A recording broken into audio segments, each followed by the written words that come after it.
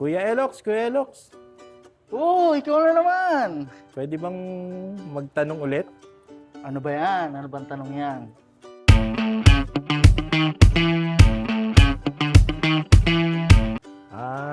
Kasi may parating akong event.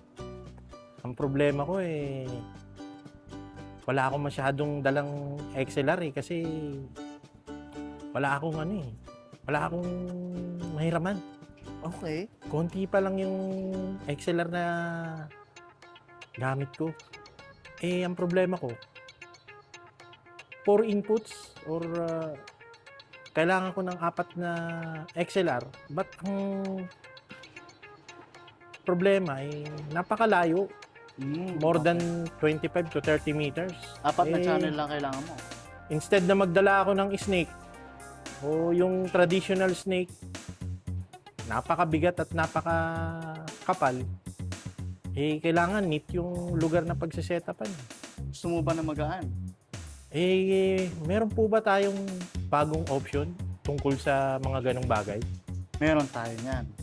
So, kung 4 na channel lang kailangan mo, meron ako dito sakto. Tinitignan ko yung mga gamit dito mga accessories.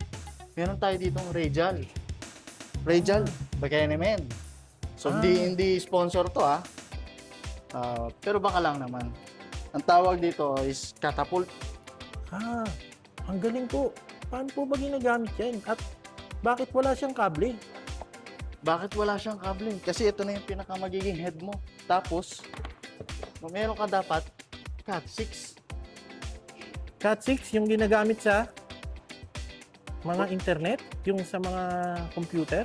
Pwede yun. Baga, RJ45.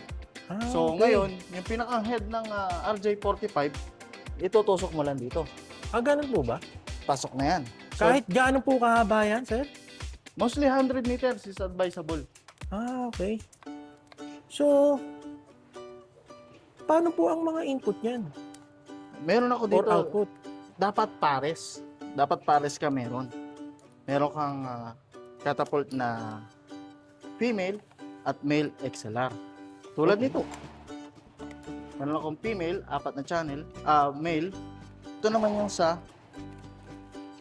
female ko. So both end to ilalagay ko yung sa papunta sa okay. mixer saka sa papunta dun sa Kung sakaling yung isang channel gusto kong gawing return, papalitan ko na lang ng gender, ano? pagpalitin mo lang ng head kabilaan. Okay. So, sa ngayon po ba, marami ng klase ng mga ganyan? Marami na. Meron tayo ng option ng Dante. Kilala mo ba si Dante?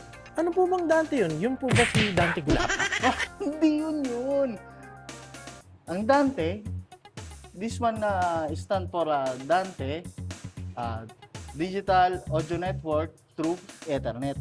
Ganun Yun po ba yung yun? tinatawag na Dante. Akala ko si Dante Gulapa na. Ngayon naman, dito pumapasok yung dapat naka-digital mixer ka na, saka stage box. So, ang kailangan mo na lang na kable doon is yung Cat 6 papunta doon sa stage box. From mixer to stage box.